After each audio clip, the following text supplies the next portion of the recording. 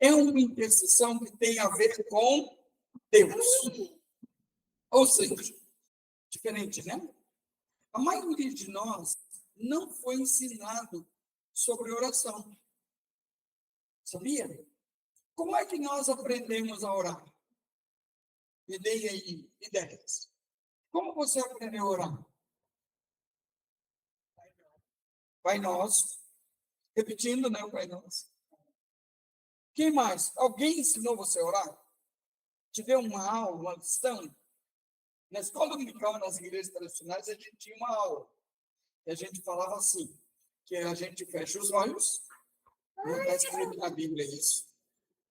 Pensa em Deus, fala com Deus e no fim, amém. Muito, né? Sucinto, né? Mas a oração em si não é uma conversa com Deus. A oração é um diálogo com Deus. Mas por que se chama oração?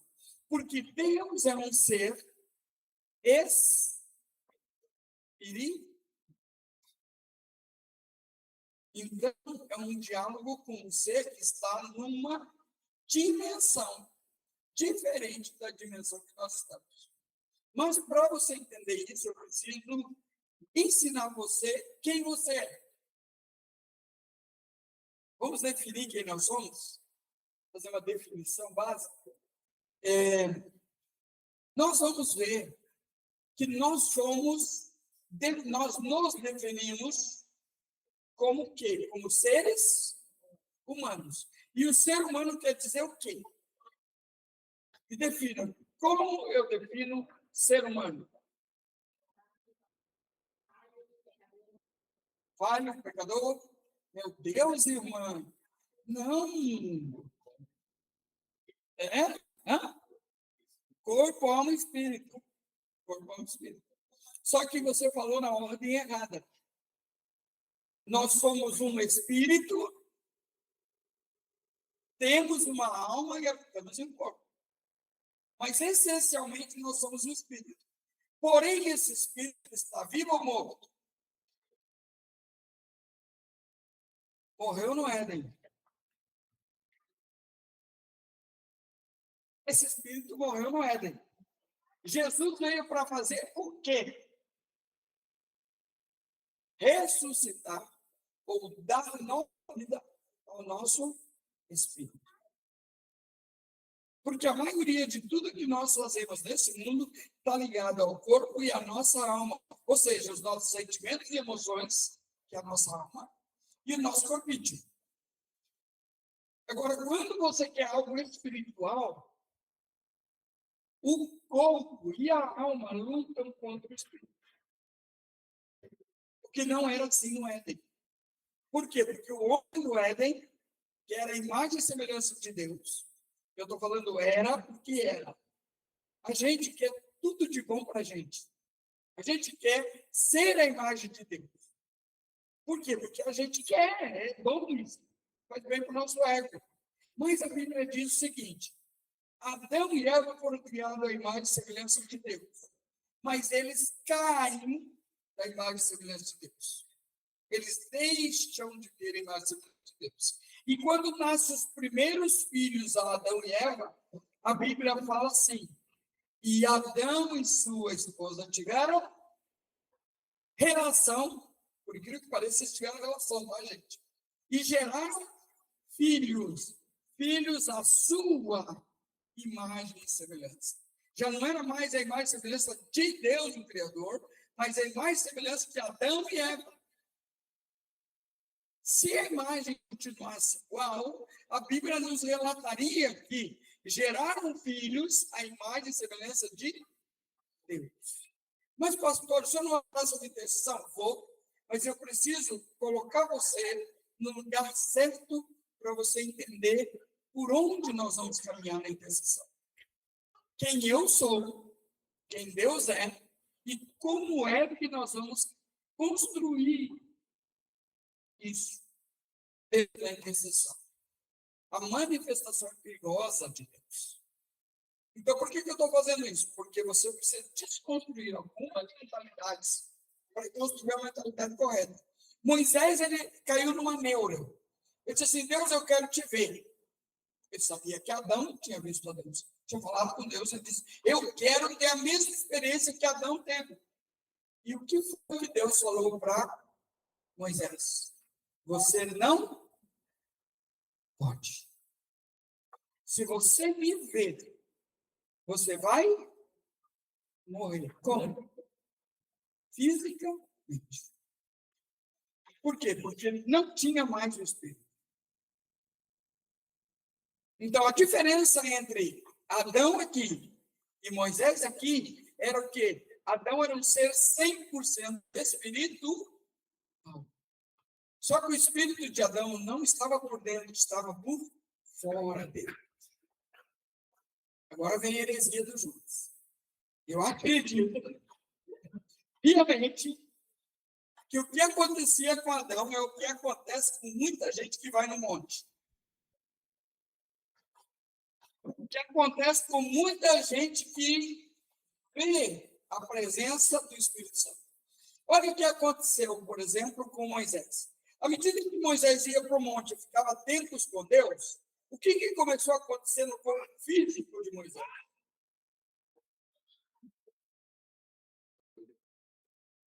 Não só o rosto, todo o corpo dele começou a brilhar. E o que quer dizer que ele brilhava? À medida que ele se aproximava de Deus, o espírito dele vinha para fora. E ele começou a manifestar, não era a glória de Deus, mas o seu próprio espírito. Pastor, isso é uma ideia forte e bíblica. Ela não só é forte, mas ela é bíblica. Olha o que aconteceu com Jesus quando ele sobe um monte. Na transfiguração. O que aconteceu com Jesus ali? O que Jesus fez? Manifestou o seu espírito. E quando ele manifesta o seu espírito, o que os discípulos dizem? Que tremendo! Que missão maravilhosa! Que coisa espetacular! Esse uau, esse espetáculo todo era quem era Adão. Antes de que o espírito dele morresse. Ele era esse ser espiritual. Quando você é um ser espiritual, Adão relacionava com os anjos, com os querubins, com os serafins. Por que Eva falou com a serpente? Eva não falou com a serpente, Eva falou com o querubim. E falar com o querubim para Eva era normal, coisa do dia a dia. Caiu a fichinha agora? A Bíblia fala, a Bíblia não, desculpa, isso não é Bíblia. Alguns livros de historiadores dizem que a aparência de um querubim é a aparência de um dragão. A tradução fala serpente. Mas, quando você vai ver Apocalipse, fala que Satanás era um dragão. Só que daí a tradução diz, a antiga serpente. Não, é a mesma pessoa, o mesmo ser. É um ser querubim. Ele pode se manifestar como querubim. Agora, que interessante isso. Quando você tem o entendimento de quem você é um espírito, mas o seu espírito está preso no seu corpo. Ele não está atuante, ele não está do lado de fora, ele está do lado de dentro. E Moisés, à medida que ele se aproximava de Deus, o espírito dele começou a se manifestar do lado de fora. Eu acho bem interessante uma experiência que teve o Luciano Subirá, né? My brother. Ele foi com um grupo de pastores do ministério ministrar numa igreja em Angra dos Reis. Lindo, maravilhoso. E o povo de Curitiba é doido, ainda mais quando está num lugar quente. Né? O povo do sul não quer saber. Para vocês, o mar é gelado, para nós é delicioso. Eles escolhem mar gelado para a gente. Só que eles foram numa igreja Aquelas uma que só faltava as mulheres usar vela. Saia comprida, ninguém pode usar nem nada. E aí o pastor Luciano estava tentando achar uma estratégia sobrenatural para ir na praia. E não tinha jeito. Então, eles pensaram e descobriram uma maneira. Vamos na praia. O que crente gosta de fazer? Orar. Vamos lá, né? Vamos orar na praia. E quando eles vão na praia, os irmãos da igreja ficaram na areia. E eles começaram a orar, né? E orando, e entraram na água. Só que eles entraram na água e continuaram orando. E de repente o pessoal da areia começou a gritar para eles, pensando que tinha um tubarão atrás. Olha. E aí, eles não estavam entendendo o que eles estavam errando. Até que eles olharam para baixo. As pernas deles na água estavam brilhando, reluzentes. Acendeu as pernas do homem. Outra experiência. A nossa querida Ana Mendes, quantos já ouviram falar da Ana Mendes? Então, se existe alguém pirado na intercessão, é ela. Né? Doidinha de pedra. Mas ela tem experiências sobrenaturais na intercessão. Muito legais. E elas foram fazer um ato profético, eu acho que foi na Pedra da Penha, no Rio de Janeiro. Eu acho que é Pedra da Penha, é uma das pedras que tem lá. Mas, tipo assim, é um lugar perigoso para ir. Deus tinha revelado que naquele lugar tinha um altar. Aí foram lá nessa tal dessa pedra, ou Pedra da Gávea. Agora não sei, uma das pedras. E o caminho para esse lugar, ele é perigoso, escorregadio. Se você sair do caminho ou cair, é uma queda só, né? Dali para a glória. E eles empolgados. Gente, esse povo da indecisão, além de maluco, eles são empolgados. E eles chegaram lá em cima, demorou para subir. Inclusive, o cara que fez essa apostila que eu estou usando aqui, o pastor Alex, estava junto. Ele subiu lá essa pedra, com ela. E ele teve essa experiência em loco. E o que acontece? Eles ficaram orando, descobriram que realmente tinha um altar nesse lugar. Quebraram os altares, fizeram um ato profético, oraram, fizeram tudo o que tinha que fazer. E quando eles foram descer, estava escurecendo. Só que eles não levaram lanterna. Eles não levaram nada para eles poderem descer com segurança. E aí o povo começou a ficar com medo. Eles começaram a descer e a coisa foi ficando perigosa. E eles ficaram com medo. E a Ana Mendes então parou. Disse assim, gente, lá em Salmos diz que a escuridão, as trevas seriam luz em volta de nós. Então agora nós vamos orar para que Deus faça luz à nossa volta. E sabe o que aconteceu com toda aquela galera? Eles acenderam. Todos eles acenderam. Começou um luzeiro em volta deles, a tal ponto de iluminar todo o caminho da descida. Sobrenatural, não natural. Simplesmente o espírito deles iluminou o caminho. Você sabia que você tem 10 volts no seu corpo? Você tem 10 volts no seu corpo naturalmente. Mas você tem um espírito que é um dinamo. Ele gera uma energia sobrenatural. Eu lembro uma vez, nós fomos num congresso de Nova Era. Congresso de Nova Era, a gente tinha uma máquina para medir. Como é que era? Lembrar bem direitinho. Essa máquina, ela media a aura das pessoas. A aura significa o ser espiritual do ser humano. Então, você passava na máquina, colocava lá sua mãozinha na máquina, e a máquina te dava a volta do seu corpo quanto de iluminação e de... Eu viajei na nave. Esse vídeo tão top. Quanto de poder tem você? E aí um dos nossos infiltrados, né, entrou lá e meteu a mão na máquina. Só que a máquina enlouqueceu. Ela ficou incandescente. Aí a pessoa que estava lá olhando chamou todo mundo. Vejam isso, vejam isso. Nunca vimos uma aura assim. Porque a aura normal das pessoas é um azuladinho em volta. E quando a pessoa está mal, ruim, na mente, ela bota a mão lá e fica meio escura. Fica só com a aura feia. Mas a aura desse pessoal incandesceu a máquina. Era um fogo. Por quê?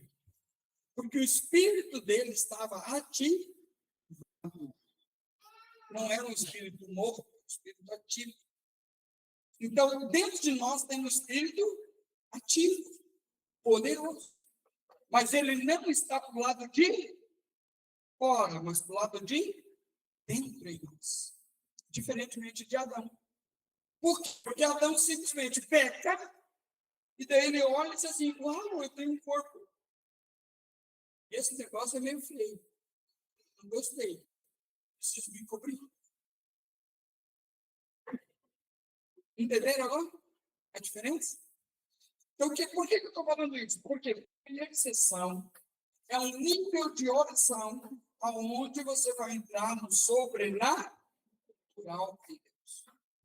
A ideia de Deus é que nós chegamos a um nível de intimidade com Deus e poder. Nós vamos interagir com o poder de Deus e nós vamos interagir com o sobrenatural. Quantos de vocês já tiveram experiências sobrenaturais? Oh, muito bem. As experiências sobrenaturais são Deus dando um tapinha nas nossas costas para dizer: filhinha, estou aqui, tá? Só isso. Nada mais. E a gente já fica tudo abobado, né? Achando assim, uau! Né? Então, a oração é um meio de chegarmos a Deus, mas não é uma forma de manipular vantagens espirituais. A maioria de nós usa a oração ou a intercessão como uma forma de tirar proveito. Gente, nada mais errado do que tentar manipular a Deus. Não vai dar certo. Não funciona assim. Certo? O verdadeiro intercessor é aquela pessoa que ouve a Deus antes de interceder. Ele não vai interceder por alguém sem ouvir o que Deus tem para dizer sobre aquela situação. E é muito interessante, porque eu já fui, assim, sabe quando você vai seco com a mão para orar por alguém, e o Espírito de Deus assim, pode parar? Não meta sua mão aí. E você fica, hã? Como assim, Deus? Não é para orar, então? Deus disse, não. Mas Deus, essa pessoa está sofrendo. E Deus diz assim, mas o sofrimento vem de mim. Eu estou tratando com essa pessoa. Não bota todo. Quando Deus está tratando com alguém, gente, pior coisa é você entrar nessa guerra contra Deus. Não é legal. Você vai ser retalhado e não tem quem te salve. Porque o cão não é ele, é Deus. Quando é o cão, Deus te salva. Mas e quando é Deus? Quem te livrará? Se é Deus que está agindo com relação àquela circunstância. Amém, gente? Vocês estão entendendo? Alguma pergunta até aqui? Lembra que eu falei no primeiro dia? Quanto mais pergunta, mais você extrai do mestre. Quanto menos pergunta, menos você extrai. Então, todas as dúvidas podem ser dirimidas quando você pergunta. E às vezes a tua dúvida é a dúvida do outro, que é tímido e que não vai perguntar. Né? Taca a pergunta, mas não faz. Ninguém tem perguntas? Tudo bem até aqui? E as minhas heresias, alguém contesta? Vou testar que eu nem li.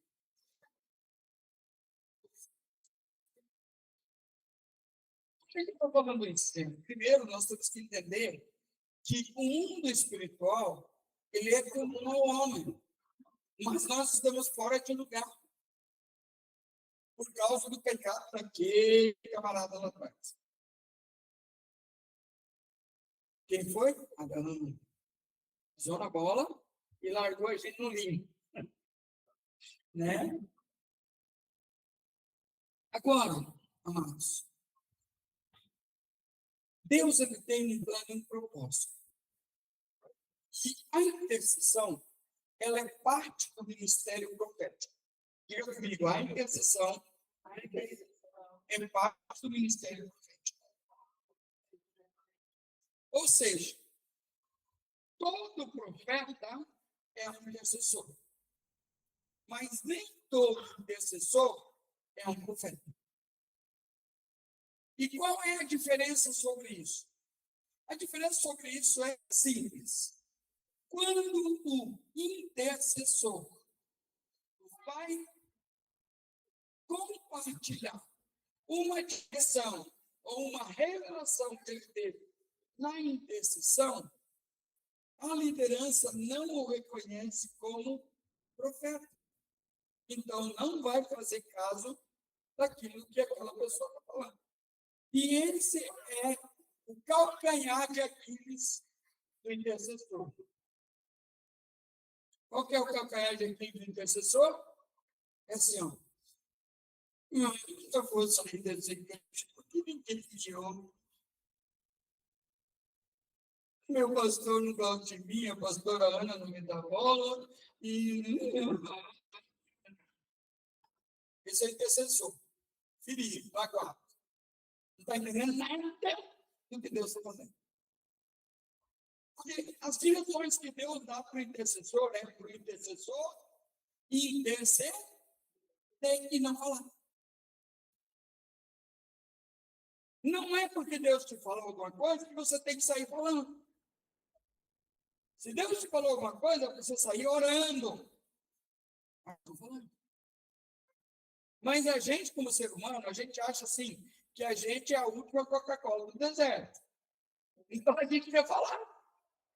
A gente quer ir lá, a gente quer dar a palavra, a gente quer mudar a circunstância. Mas se Deus está te dando uma carga de intercessão, é só para interceder. Amém ou não, amém? Né? Outra coisa, gente. O profeta local, maduro, é o líder natural da intercessão. Por que maduro? Porque o líder maduro é aquela pessoa que vai filtrar o que os intercessores estão ouvindo e orando, o que ele deve ou não levar para a liderança. Porque quando o intercessor leva essa palavra para a liderança vai ouvir, ele vai, quer dizer, quando o profeta ouve a direção de Deus e está em acordo com a intercessão, aquela liderança vai ouvir o profeta, mas não vai ouvir o intercessor. Por quê? Porque ele não tem a unção profética. Vocês estão entendendo? É um ministério profético? É, mas não é um profético de anunciar. E tem ministérios de intercessão que não tem nenhum profeta no meio, não. E não é necessário que tenha. Mas é necessário que se orem as direções que Deus está dando para aquele grupo. Então, a primeira forma de intercessão é quando você reúne em grupo e ora pelas direções que Deus dá. Nós temos os níveis, né, de intercessão. A intercessão solo, que é quando você está intercedendo por uma pessoa, uma causa única.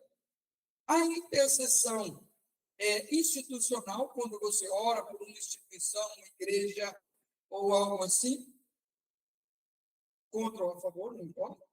E a intercessão de conquista, quando Deus te dá, você já tem autoridade e já está andando dentro das leis espirituais para a conquista de uma cidade. Deus tem, muitas vezes, para nós, o desejo de que a gente possa conquistar lugares, bairros, cidades, e até mesmo um estado. Mas, para isso, tem leis. Quanto maior é o nível de conquista, mais submisso às leis de guerra eu tenho que estar. E eu preciso conhecer essas leis. Por quê? Porque, senão, eu vou ser retaliado. Eu soube de um intercessor, eu li esse livro, o intercessor. Quantos já leram o livro Intercessor? Ele não existe mais, é difícil de conseguir ele. Mas esse homem, ele teve os ossos do corpo dele quebrados na intercessão. Por quê? Porque ele estava sozinho. Então, toda a carga da intercessão veio sobre ele. E isso trouxe consequências físicas. Então, a intercessão pode te matar? Pode. Mas fique tranquilo. Você vai para o céu. A grande vantagem da intercessão de matar é que você está com passaporte garantido. Carimbadinho. Céu direto. Por que eu estou falando isso, gente? Porque a intercessão ela tem um caminho. Você começa a caminhar na intercessão. Você não começa no alto nível de intercessão. Você vai começar o quê? Caminhando passo a passo. Por exemplo, qual foi a trajetória do intercessor Moisés? Moisés saiu diretamente do palácio do faraó para libertar o povo? Não. Ele teve o quê? Um caminho e um processo. Esse caminho e esse processo levou 40 anos. Então, não é uma coisa simples e fácil. Ok? Josué era um intercessor? Sim. Um conquistador? Sim. Quanto tempo levou? 80 anos. Então, tipo assim, Deus tem algo para fazer que você tem, mas vai, muitas vezes, demorar para você estar pronto para um nível de conquista maior. Então, como é que a gente começa com a área da intercessão?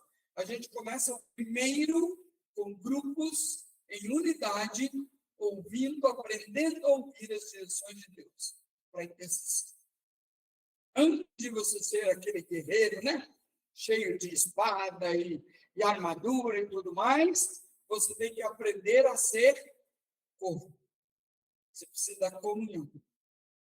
E essa comunhão, ela serve tanto para um mapeamento pessoal, quanto para um mapeamento institucional, quanto para um mapeamento de conquista. Por quê? Porque unidade é um dos princípios da guerra. Você não pode fazer guerra se você não tem unidade. Cada um. Eu tenho que fazer a guerra em unidade no corpo. A Bíblia nos dá um âmbito de unidade. Onde estiverem 2 ou 3 reunidos em meu nome. Então, não adianta, não é sozinho reunido em meu nome. Mas, pastor, a Bíblia não fala que é para entrar no quarto. Isso é devocional. Gente, todo intercessor tem que ter uma vida de oração e com a palavra. Não tem como não ser assim. Precisa estar com a vida devocional em dia, com a vida de submissão em dia. Por quê? Porque Deus quer nos levar para esse patamar mais alto. Amém? Dentro dessa área de intercessão, eu quero ensinar para vocês os princípios para ouvir Deus. Esses princípios para ouvir Deus, ele tem um caminho que a gente faz na jornada. Qual que é o caminho? A gente chama de princípios, esse caminho. Então, nós fazemos pequenas orações curtas num grupo que vai interceder. E essas orações são específicas. Elas não são a intercessão. Elas são os princípios para interceder. Então, nessas orações curtas, eu vou me preparar para ouvir a voz de Deus. Você sabia que tem preparação para ouvir a voz de Deus? Não, né? Você achava que Deus fala ou não comigo? Se ele falar, ele falou. Se ele não falar, também está tudo certo. Não é assim? A gente acha assim, não, mas tem princípios que você vai usar para ouvir a voz de Deus. E o primeiro princípio, esse aí, eu quero que vocês anotem. É importante para a gente fazer um grupo. Você tem que, primeiramente, orar para Deus sondar o seu coração. Conforme Salmos diz assim: Senhor, sonda-me e conhece o meu coração. Vê se há em mim algum caminho e guia-me pelo caminho da verdade. Então, eu preciso pedir para Deus sondar meu coração. Agora, deixa eu te falar. Você vai ter uma surpresa quando você fizer essa oração. E você vai esperar Deus te falar o que está no teu coração. Deus vai te revelar que aquilo que você pensa que Deus vai te falar não vai ser o que Deus vai te falar. Mas aquilo que você nem imagina vai ser o que Deus vai te falar para você corrigir. E aquilo que Deus te falar para corrigir, você tem que se arrepender, pedir perdão. E daí seguir para o segundo princípio.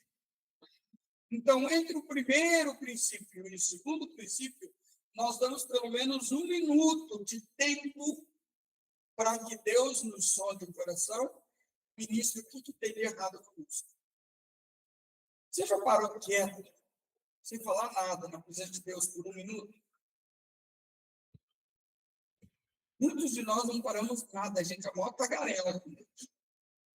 A gente fala. E quando Deus vai falar conosco, a gente faz o quê? Amém, e vai embora. A gente não para para ouvir Deus. A gente tem que aprender a parar e ficar quieto. Então você pede para Deus sondar o teu coração e Deus vai mostrar para você o que pode estar impedindo você de ouvir a voz dele. Ok? Segundo princípio. A segunda oração é pedir a liderança do Espírito Santo na sua vida. Então você vai orar pedindo, Senhor, lidera a minha vida nesse tempo. Então, introniza a liderança do Espírito Santo sobre a sua vida. Segundo princípio. Logo em seguida, você faz mais uma oração, calando a voz da tua mente, do teu eu. Gente, tem uma pessoa que fala com você o tempo todo, chama-se você mesmo. Já notou? Tem fofoquinha. Demais. O tempo todo falando com você. Fala. E aí você fala, e devagar, e vai para lá, e vai para cá.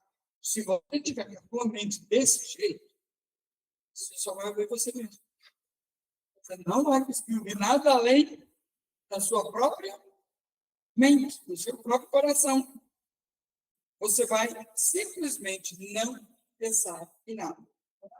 Você diz assim, Senhor, em nome de Jesus, eu calo a minha voz. Isso é, você controla a sua mente. Gente, quem é que tem o controle da nossa mente e emoções? Não mesmo. Agora, se a nossa mente, a nossa emoções está descontrolada, eu tenho que saber o porquê disso. Se não sou eu que estou controlando a minha mente e as minhas emoções, quem pode ser? É o próximo ponto da oração. Então, você cala a voz do eu e depois você cala a voz de quem?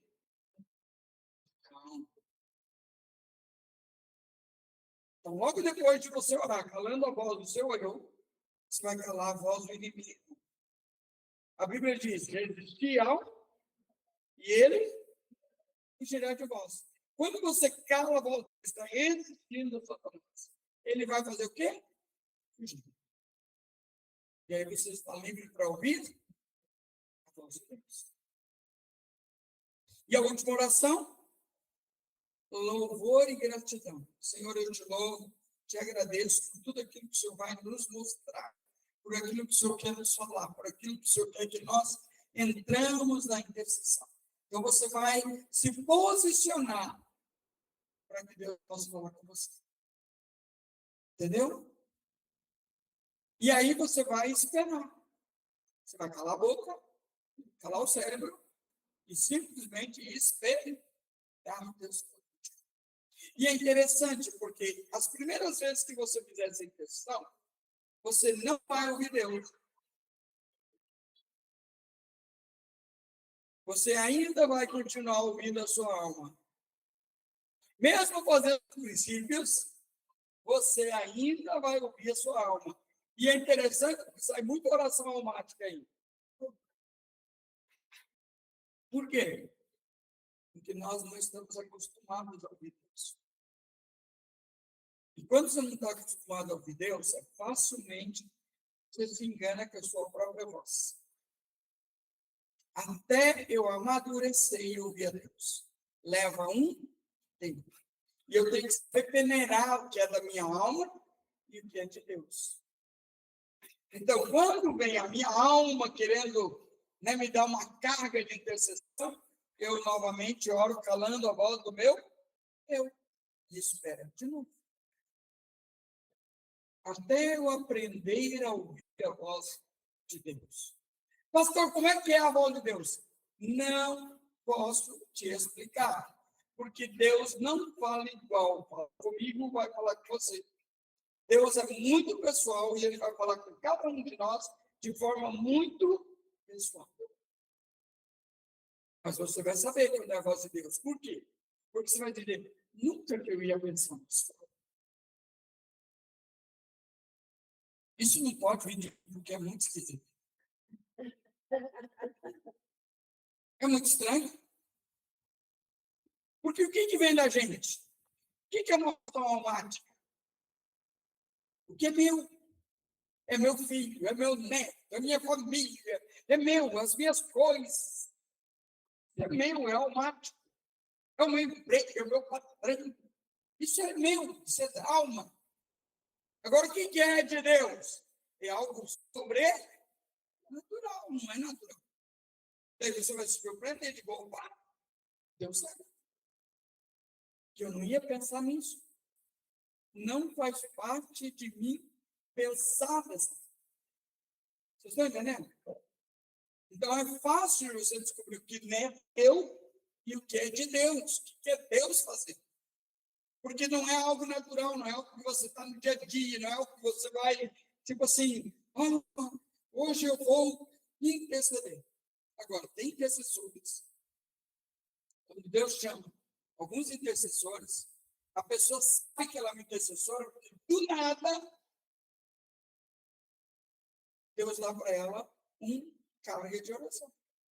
Ela está lá tranquilamente, lavando suas panelas, né?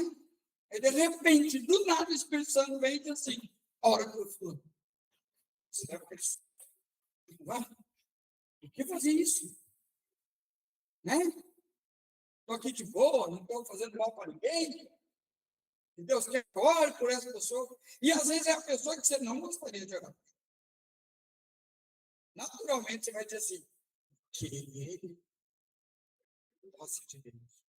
Vou orar por essa casta. Né? Vou orar por esses. Não tem meu Deus, Senhor. Mas porque Deus não faz. Ele é especialista em botar a gente umas enrascadas espirituais. Né? Amém, gente? Vocês entenderam o que é, então, oração de princípio? São pequenas orações que você faz para se preparar para estar na presença de Deus e ouvir que Deus tem para falar conosco. Ok? Se a gente tiver tempo, a gente vai fazer um grupo para a gente buscar algumas cartas. Unidade é uma das chaves espirituais. Gente, sem unidade, não rola intercessão. Ok? Vamos dar uma olhada? Mateus 16, 18. Quem tem lido aí, abre para mim. Porque, gente, a unidade é um princípio de guerra. Repete comigo, a unidade é um princípio de guerra. Não tem como um exército fazer uma guerra decente sem unidade. Se ela não tiver unidade, os próprios soldados do próprio exército vão matar os próprios soldados do seu próprio exército. Entende? Porque não tem como. Tem que haver uma unidade. Quem achou, lê para mim. Mateus 16, 18. Outra pessoa já vai abrindo aí João 14, 12. 12, 13. 16, 18. Agora eu exijo que você é Pedro. E sobre essa pedra, edificarei minha igreja, e as forças da morte não ocultarão. Só isso. Aqui Deus está falando algo com Pedro que é interessante. Quando Deus fala isso para Pedro, eu vou deixar isso muito claro. Ele não está instituindo Pedro como papa da igreja. O que Jesus está falando para Pedro é o seguinte: você é parte de uma estrutura. O que é uma pedra? A pedra era parte de uma estrutura para se construir um prédio. Ele não era a estrutura, ele é parte da estrutura, ou seja, ele é junto com a unidade. Porque a pedra de verdade é Jesus. Mas ele fazia parte disso. Nós fazemos parte de uma estrutura para edificar algo. Então, pedra, ela tem que estar unida com outra. Sozinha, ela não é uma estrutura, ela só é uma pedra. Agora, junto com outras, ela forma alguma coisa. Ela forma algo que vai aguentar peso. Então, por isso que a unidade é importante, porque a carga de intercessão é um peso. Por isso que a gente, na Jogum, chama de carga de intercessão. Por quê? Porque é pesado. Não é para levar sozinho, é para levar em unidade. Quem abriu para mim João 14, 12, 13? Essa unidade é aquela unidade do sim e amém. Quando você ora, nós fazemos as seguintes orações de intercessão. Dentro daquilo que Deus revela, a gente ora e os outros concordam. Porque nós, os pentecostais, temos o costume de todo mundo orar junto. Né? A gente faz uma bagunça só. A gente não faz uma oração, a gente faz um entreveiro de palavras. Não, a oração de intercessão é uma oração específica. E a gente vai cobrindo as áreas dentro daquela unidade que Deus está nos mostrando. 2 Coríntios 2,11 também fala sobre essa unidade e humildade também, que é fruto do amor de Deus. Uma das coisas que a gente vai ver é que, por exemplo, Daniel. Quando Daniel estava no mesmo propósito, ele estava junto com seus amigos. E eles todos fizeram um único propósito, para alcançar um objetivo. Né? Nós, muitas vezes, temos objetivos, mas a gente não tem unidade. Cada um tem um objetivo diferente. A gente está na mesma igreja, tem os mesmos pastores, ouve a mesma mensagem, mas a gente trabalha separado. Cada um tem interesses diferentes e, muitas vezes, orações diferentes. Então, a falta de unidade na oração gera uma desunião que não tem respostas. E, muitas vezes, a igreja não é respondida porque ela não tem unidade. Ela não entendeu a unidade dos 2 ou 3. Ela não está em obediência a Deus e nem em humildade e maturidade. Por quê? Uma igreja imatura, ela busca o seu próprio interesse. Eu tenho interesse de cantar no louvor. Então, esse é o meu foco. Eu vou aprender a cantar, vou aprender a tocar, e eu quero ser reconhecido pelos irmãos. Agora, se você nasceu com voz da cora rachada, que nem eu, me esqueça. Mas eu já tive fã da minha voz, por incrível que pareça. Já cantei, já dirigi culto, já tive a frente de louvor. Eu fiz tudo isso com essa voz amorosa.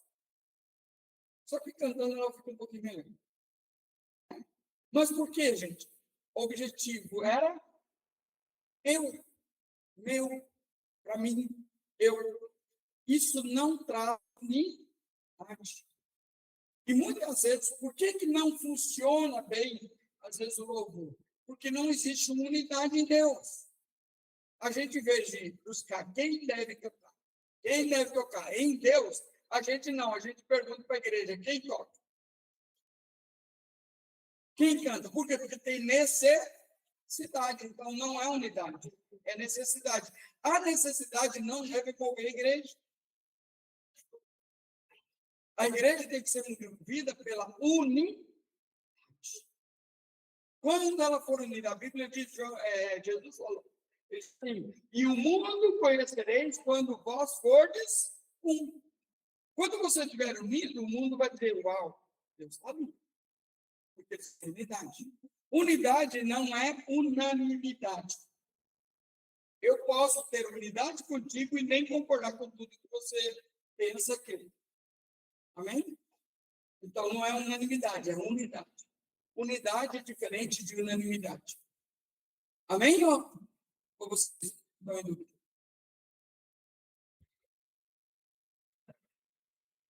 Unanimidade é quando você consegue 100% de aprovação em todos os projetos, o que é inviável na igreja. Não vai haver essa unidade na igreja, pode deixar de lado. Quando nós estamos na intercessão, nós temos que entender que a gente vai tomar o lugar da outra pessoa na intercessão. Você vai se identificar com Jesus, a sua compaixão. A Bíblia fala claramente que quando Deus atuava, quando Jesus atuava, ele sentia íntima compaixão pelas pessoas e seus problemas. E por isso ele se movia nisso. Nós temos que ter essa identificação com Jesus. Quando Deus nos dá uma carga, nós temos que nos identificar com aquela carga, com aquela pessoa. E orarmos até sentirmos paz. Quanto tempo a gente vai ficar intercedendo? Até sentir paz. A paz é o limite daquilo que Deus está me dando para orar. Então, não é eternamente. Eu não vou levar uma carga de intercessão por um ano. Não. Ok? E muitas vezes as cargas de intercessão que Deus nos dá, elas são pontuadas. É algo que está acontecendo. Era muito interessante que ali na base que eu fiz a minha TED, era lá no Rio Grande do Sul, e muitas vezes aquilo que nós orávamos de manhã estava no Jornal da Noite, na televisão. As cargas que nós tínhamos, a gente via quando a TV pegava, né? Porque a gente morava no fim do mundo, um pouquinho mais à frente. Então, a gente tinha 2 bambus emendados numa antena e tinha que ficar virando para conseguir pegar um canal. E, geralmente, a gente pegava um canal de notícia para a gente ver alguma notícia do mundo exterior, que a gente estava isolado do mundo naquele lugar. E, geralmente, era o quê? A gente via o que a gente tinha intercedido. E a gente ficava assim, para lá de isso. Por quê? Porque era algo que Deus fazia. Teve um caso que aconteceu em Jogo 1, nós ficamos sabendo que daí veio, através da internet, né, a comunicação de Jogo 1, 2 funcionárias nossas, na época da cortina de ferro, do comunismo bravo, né, elas entraram na Albânia. A Albânia era o país mais fechado do mundo, né, nos anos 80. E essas abençoadas encheram o porta-mala do carro de Bíblia. Entraram na Albânia e começaram a distribuir Bíblia. Adivinha o que aconteceu com elas? Antes que elas fossem vindo da Manhangaba, elas já estavam presas. E não só presas, como eles pegaram um bando de Bíblia, era contrabando, contravenção, dando umas 10 acusações contra elas, e elas pegaram só pena de morte. Isso é bem massa. E essa pena de morte não ia demorar lá, preso, que nem né, nos Estados Unidos. Né? O cara está preso no corredor da morte lá 10 anos, 15 anos. Não, era para amanhã. E aí veio uma comunicação de Jocum para a gente interceder pelas abençoadas. Porque eles estavam tentando diplomaticamente tirar as e lá, elas não estavam conseguindo. E ele já tinha mandado a comunicação para a família delas, que a família ia pagar $24 para a Albânia para pagar as balas que iam matar as filhas deles.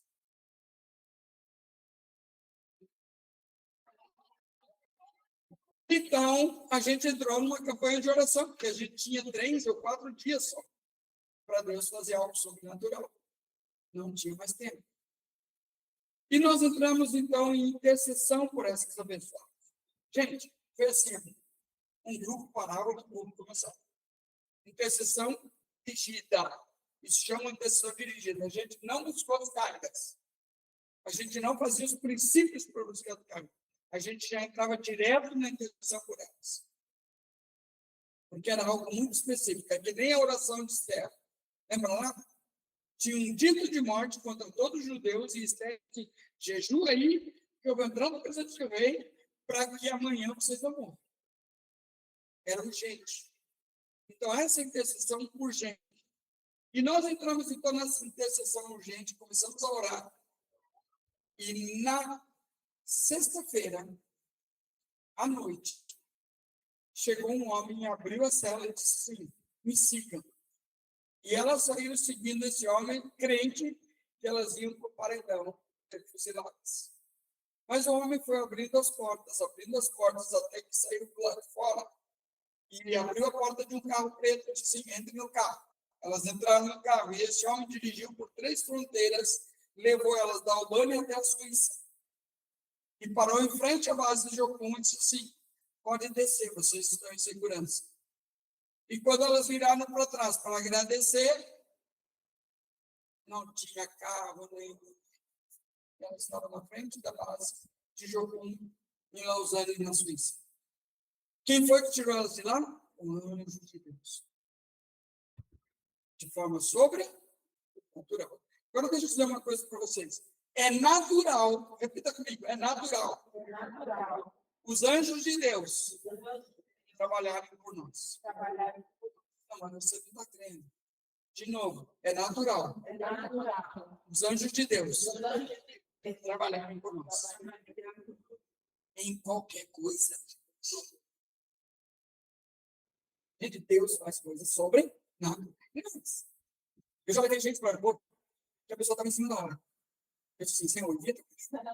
Lá no aeroporto. Segura esse avião. Né? Segura esse avião. Você chega lá, eu não vi, você não sabe. Passou 1, passou 2, passou 3 na alfândega, no quarto travou. Porque travou. E nós lá, assim, Senhor, manda teu anjo. Convence aquelas pessoas a deixar a gente entrar.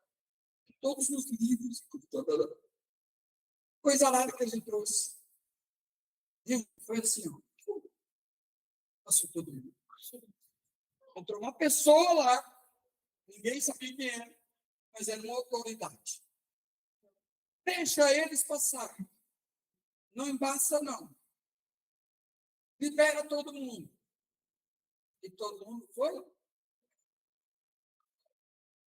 Anjo de Deus.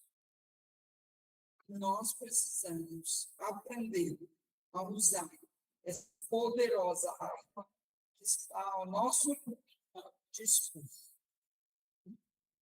É disponível para nós.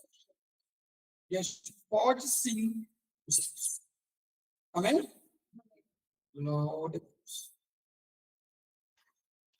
Outra coisa é orar. Gente, o intercessor, ele precisa conhecer Bíblia. Gente, intercessor que não conhece a Bíblia, pelo amor de Deus, é complicado. Eu vou nas igrejas por aí, e às vezes eu estou citando a Bíblia, e a pessoa fica me olhando com aquela cara de: o que ele está falando? Porque ele não lê Bíblia.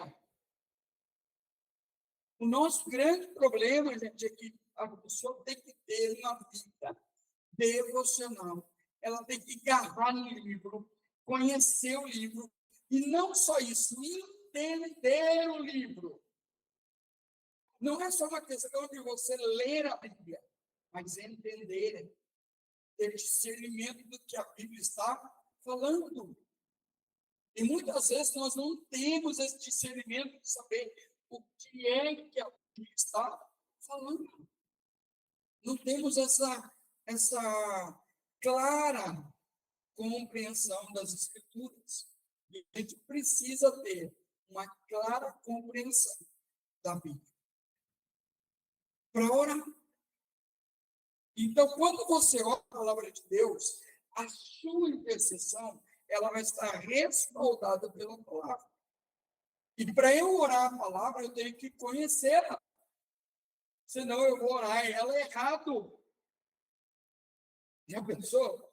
Você vai orar a palavra e você está com uma compreensão torcida da palavra.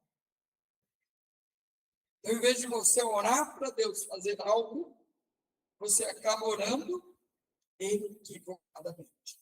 E eu acho interessante porque no segundo jejum de Daniel, e isso é uma coisa que tem que ser explicada também, Daniel fez 2 jejuns, até onde eu sei. Eu acho que tem mais 2 que são interessantes. Quantos aqui fizeram já o jejum de Daniel? Só comer legumes e verduras e tudo mais, e não comer carne. Quem já fez isso? Só um, pessoal. Quem já fez os 21 dias de Daniel? Comendo o quê? Nada. Só água. Hã?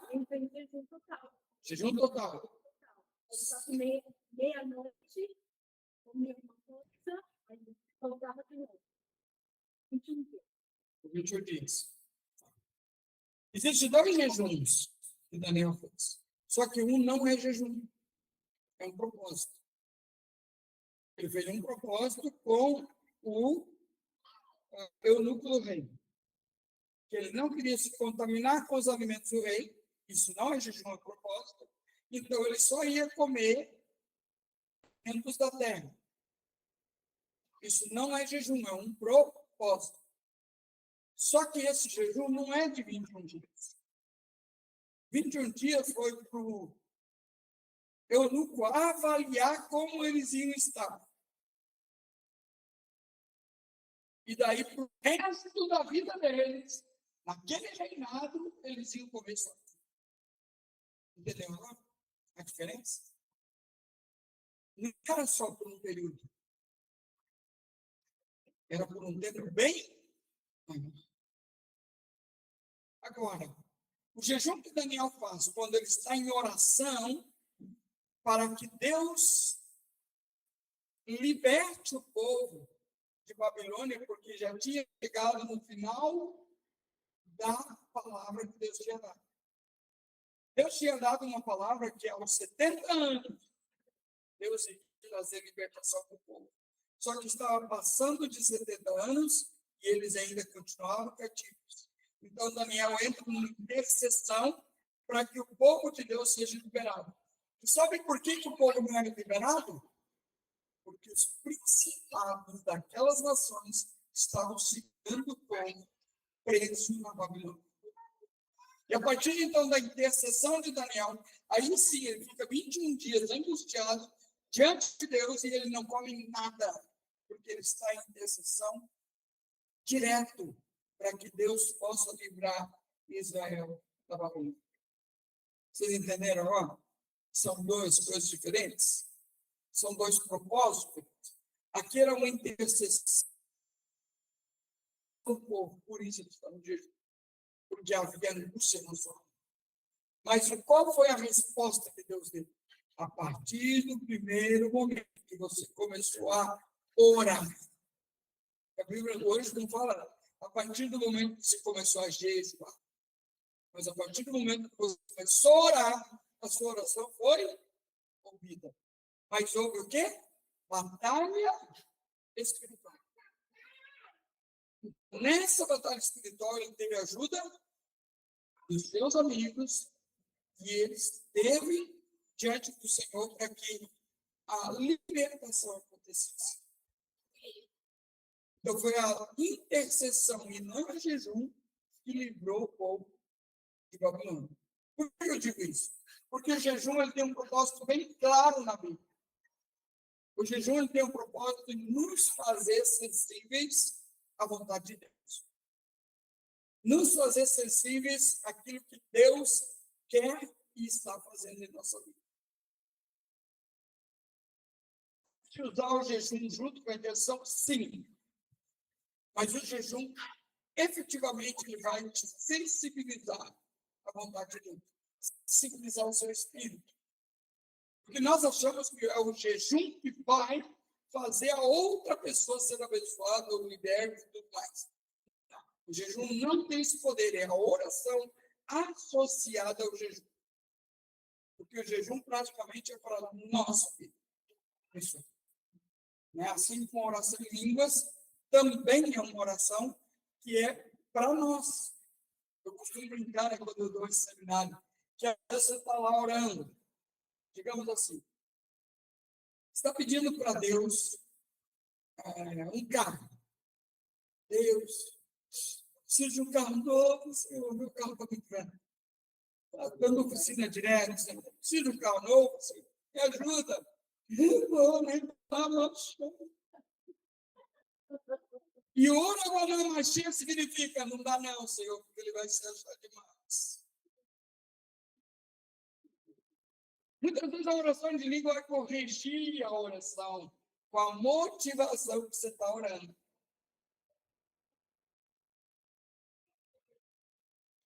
Complicado, né, orar em língua desse, ficou com medo agora. Assim, sabe, orar em língua não. Porque a oração em língua vai corrigir a tua trajetória equivocada. Muitas vezes nós estamos numa intercessão, mas a trajetória, a motivação da intercessão é errada. Gente, eu tenho um amigo meu que ele entrou numa batalha dessa, mal furada da vida dele. Ele começou a fazer uma intercessão pela liderança da igreja que ele estava congregando. E nessa intercessão, que ele estava ali orando, ele estava orando para Deus remover as lideranças. Ou transformar eles. Só que baseado na motivação deles. Como a oração deles estava em desacordo com a vontade de Deus, entrou um espírito de engano. E esse espírito de engano, se dizendo Deus, sabe onde é que ele foi parar? Um manicômio com camisa de força. Virou cabeça. Porque ele estava ouvindo o diabo e não Deus. Gente, é perigoso. Você tem que ter a motivação certa na intercessão. Se você tiver intercessão com motivação errada, pode dar muito errado.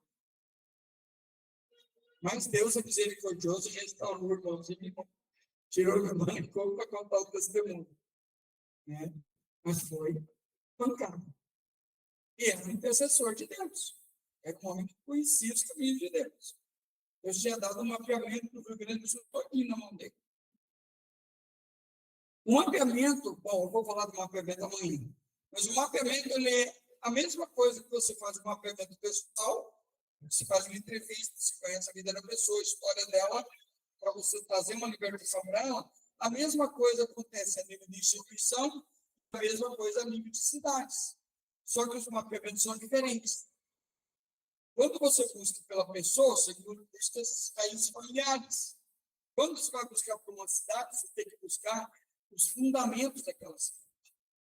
Você tem que descobrir onde é que estão os altares, os postes ídolos da cidade. Então, é diferente um pouquinho. Né?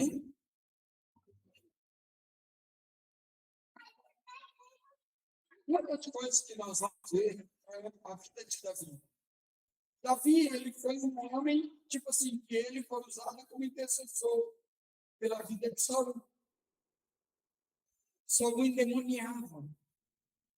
E ele era a única pessoa que trazia a paz e aquele demônio fugia da presença de Davi.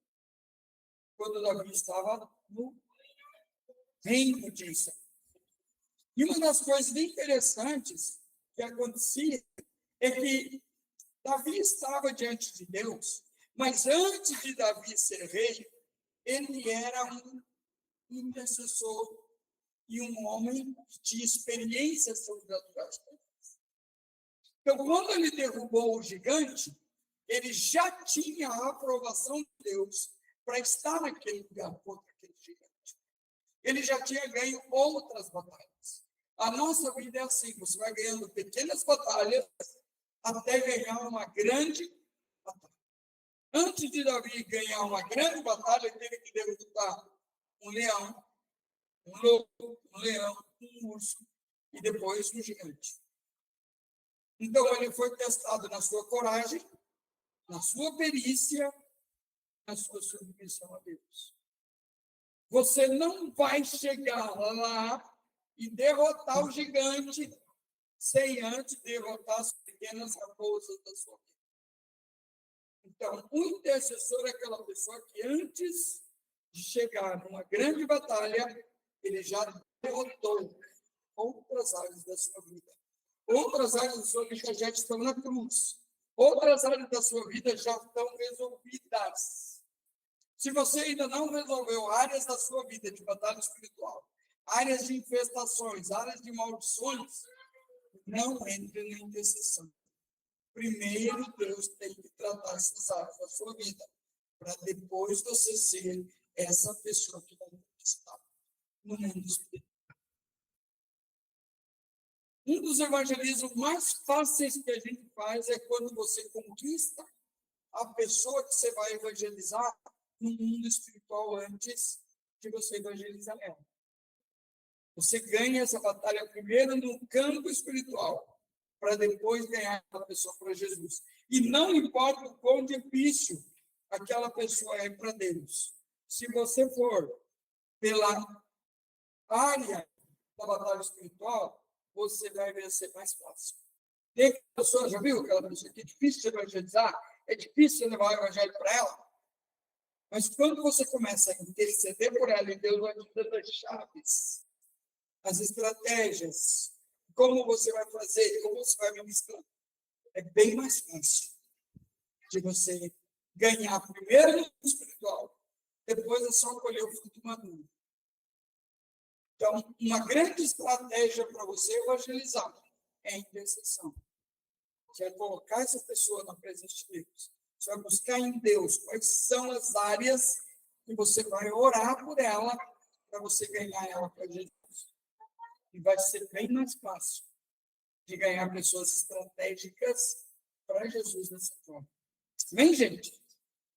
Agora, quantos já estão com sono aí? 1h30 já. Quase lá, né? Já está difícil de segurar. Deixa eu ver se a gente toca mais um ponto aqui com vocês.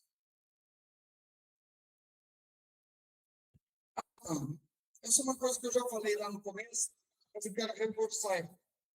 O intercessor é aquela pessoa que vai aprender a guardar segredo. Muitas vezes Deus vai te dar para você orar por um tempo, por alguém ou por alguma coisa, mas Deus não permite que você compartilhe aquilo. É algo que Deus está te dando como intercessão. E muitas vezes as intercessões são intercessões com uma ou duas pessoas somente. E Deus compartilha aquilo. E você vai ganhar essa batalha na oração sem que você ganhe os louros da vitória. É aquela batalha que vai fazer entre você e Deus não vai deixar você cantar vitória sobre essa conquista. A conquista que nós temos é em Deus. De batalhas que a gente vai ter uma ou duas pessoas conosco somente nessa conquista. Amém, gente? É importante a gente saber guardar não só o segredo daqui, mas também guardar os nossos irmãos. O intercessor é aquela pessoa que vai guardar as costas dos outros. Você vai estar guardando a moral daquela pessoa, você vai estar guardando a reputação daquela pessoa. Né? Então, por isso que a armadura de Efésios 6 tem proteção para as costas. A armadura só tem proteção para a parte externa da frente, não as partes de trás. Porque quem guarda as tuas costas são os teus irmãos. Amém? Então é importante a gente saber guardar as costas uns dos outros. Amém, gente? É isso que eu tenho para vocês hoje. Amém? Que Deus possa abençoar grandemente sobre nós. Né? E que a gente possa ir aprendendo, né? A submeter a nossa vida às estratégias de Deus, à vontade de Deus e à voz de Deus. Se você sair daqui hoje aprendendo a ouvir a voz de Deus, já está bom. Já estou feliz da vida. Amém? Né? Amém, gente? Pai, muito obrigado por esse tempo que nós tivemos aqui com os nossos filhos. Deus, quero orar que o Senhor renove suas forças para amanhã.